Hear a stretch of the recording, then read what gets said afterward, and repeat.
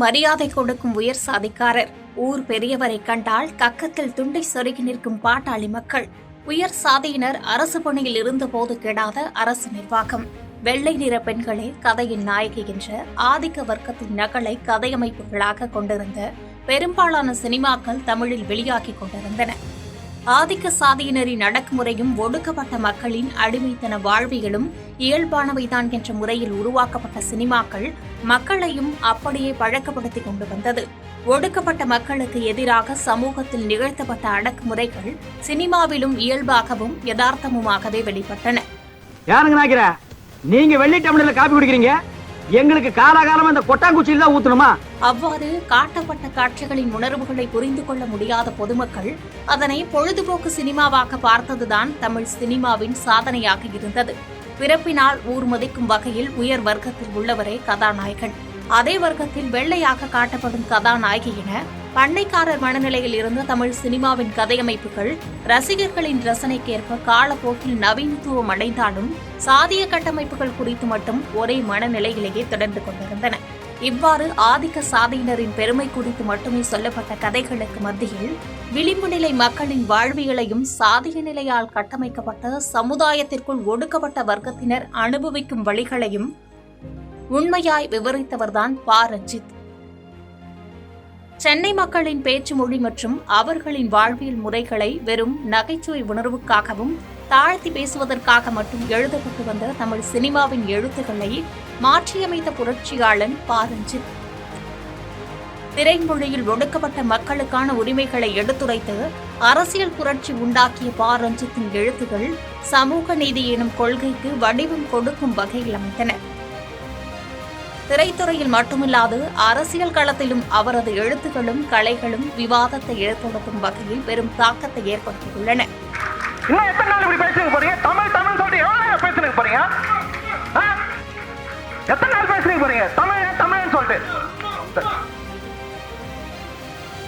எளிய மக்களின் நாயகனாக ஒடுக்கப்பட்ட மக்களின் உரிமைகளை மீட்டெடுக்கும் புரட்சியாளனாக உள்ள பா. ரஞ்சித்தின் கலை வரலாற்றை விளக்குகிறது இந்த தொகுப்பு.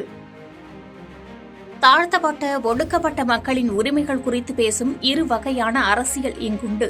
ஒன்று, அனைத்து சமுதாய மக்களும் ஒன்றிணைந்து வாழ்க்கையில் தாங்கள் மட்டும் ஒதுக்கி வைக்கப்படுவது எதனால் என்ற கேள்வியில் தொடங்கி தங்களது உரிமைகளை மீட்டெடுக்க தாங்கள் அனுபவித்த வழியின் வாயிலாக உண்டான கோபத்தினால் கேள்வி எழுப்பி தாழ்த்தப்பட்ட மக்கள் குறித்து அனைவரின் அடக்குமுறை பார்வையையும் மாற்ற புரட்சியை உண்டாக்குவது.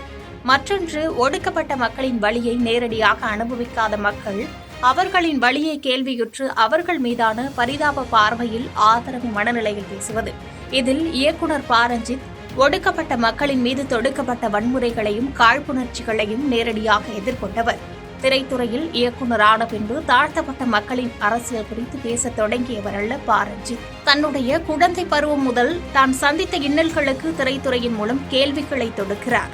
வடசென்னை தொகுதியின் ஆரம்ப புள்ளியான ஆவடியை அடுத்த கரளப்பாக்கம் எனும் கிராமத்தில் பிறந்த ரஞ்சித் தனது சிறு வயது முதலே சாதிய கட்டமைப்பால் நிகழும் இன்னல்களை சந்தித்தே வளர்ந்தார். ஒடுக்கப்பட்ட சமுதாயத்தில் பிறந்தவர் என்ற காரணத்திற்காக பள்ளி, கல்லூரி என தான் செல்லும் அனைத்து இடங்களிலும் பிரிவினைவாதம் நிகழ்வதைக் கண்ட ரஞ்சித்திற்கு ஒடுக்கப்பட்ட மக்களுக்கான அரசியல் காரணங்களும் தெரிய வந்தது.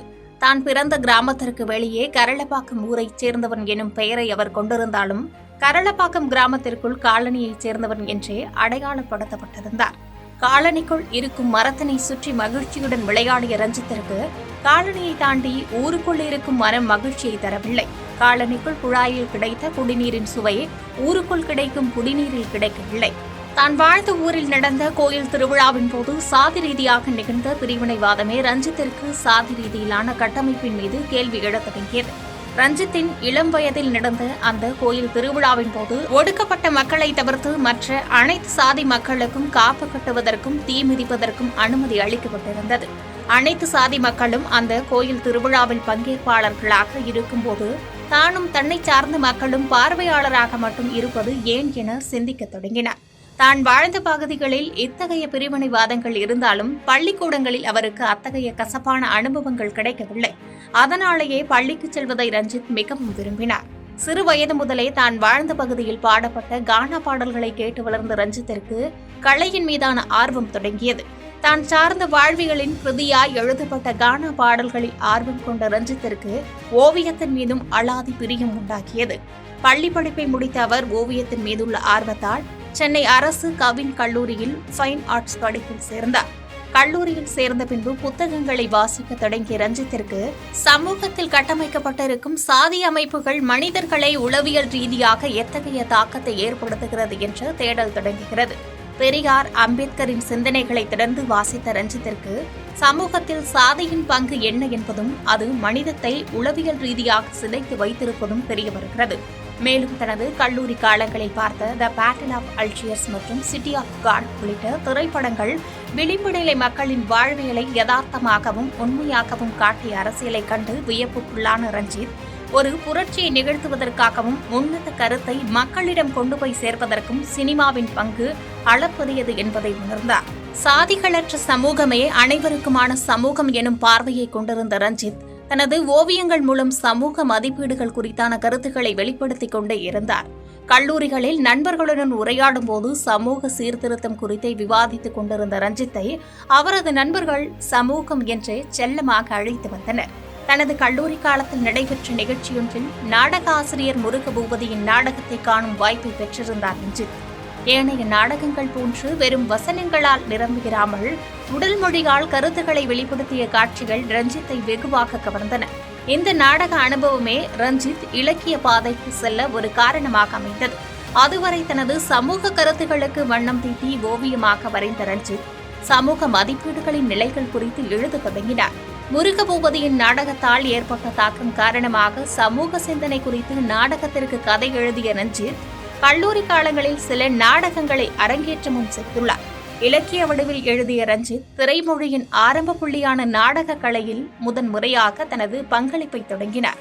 சினிமா மற்றும் புத்தக வாசிப்பின் மீது ஆர்வம் கொண்ட ரஞ்சித் இயக்குனர் ஸ்பைக் லீயின் மால்கம் எக்ஸ் திரைப்படத்திலும் எழுத்தாளர் அலெக்ஸ் ஹலேயின் ரூட்ஸ் புத்தகத்திலும் எடுத்துரைக்கப்பட்ட கருப்பின மக்களின் வாழ்வியலோடு தான் மற்றும் தான் சார்ந்த மக்களின் வாழ்வியலோடு ஒப்பிட்டுக் கொண்டார். மேலை நாடுகளில் கருப்பினத்தவர்கள் எதிர்கொண்ட நிறவரி தாக்குதல் போன்றே இந்திய சமூகத்திலும் ஒடுக்கப்பட்ட மக்கள் அடிமைத்தனமாக்கப்படுவதை ஒப்பிட்ட ரஞ்சித் அவர்கள் போன்றே கலை பண்பாட்டு தளம் மூலம் ஒடுக்கப்பட்ட மக்களின் குரலை பதிவு செய்வதன் மூலம் பொது சமூக பார்வையை மாற்றியமைக்க முடியும் என எண்ணினார். கருப்பின மக்கள் கலை பண்பாட்டின் மூலம் அரசியல் பேசியதை போன்று 1960 தொடர்ந்த காலகட்டத்தில் தமிழ்நாட்டிலும் திராவிட கட்சிகள் கலையின் மூலம் மக்களை அரசியல்படுத்தினர். அண்ணாவில் தொடங்கி கலைஞர் வரை என எண்ணற்ற திராவிட சித்தாந்தங்கள் கொண்ட தலைவர்கள் தங்களது கொள்கைகளை கலைகள் மூலம் அனைத்து தரப்பு மக்களிடமும் கொண்டு போய் சேர்த்ததை முன்மாதிரியாக எடுத்துக்கொண்ட ரஞ்சித் விளிம்பு நிலை மக்களின் உரிமைக்கான அரசியலை எடுத்துரைப்பதற்கு வெகுஜன மக்கள் விரும்பி பார்க்கும் சினிமாவே ஒரு சிறந்த ஊடகமாக இருக்கும் என்பதை புரிந்து தனது கவனத்தை சினிமாவிற்குள் செலுத்தினார். நடிகர் சிவகுமார், கவிஞர் வாலி என தமிழ் சினிமாவில் பெரும் தாக்கத்தை ஏற்படுத்த எண்ணற்ற கலைஞர்கள் சென்னை கவின் கலை கல்லூரியில் பயின்றவர்கள்தான் என்பதால் அக்கல்லூரியில் படித்த ரஞ்சித்திற்கும் சினிமாவின் மீதான விருப்பம் இயல்பாகவே ஏற்பட்டது. செய்திகளை உடனுக்குடன் தெரிந்து கொள்ள கீழ்கண்ட கேபிள் மற்றும் டிடிஎச் நெட்வொர்க்குகளில் எம்நாடு செய்தி தொலைக்காட்சியை காணுங்கள். பாதகம் செய்பவரை கண்டால் நாம் பயம் கொள்ளலாகாது பாப்பா. மோதி மிதித்துவிடு பாப்பா, அவர் முகத்தில் உமிழ்ந்துவிடு பாப்பா. அண்மை செய்திகளை உடனுக்குடன் தெரிந்து கொள்ள இணைந்திருங்கள் எம்நாடு தொலைக்காட்சியுடன்.